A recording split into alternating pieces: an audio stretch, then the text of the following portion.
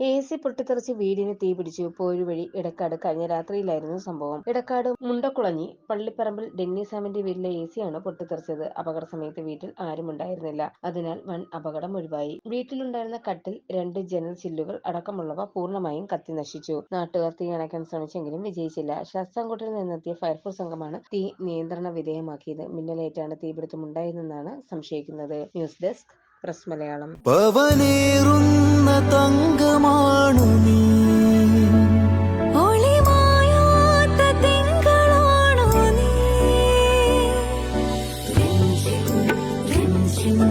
കൊഞ്ചം നിലാ എന്നും സ്വന്തം രാജകുമാരി. Be a Rajakumari.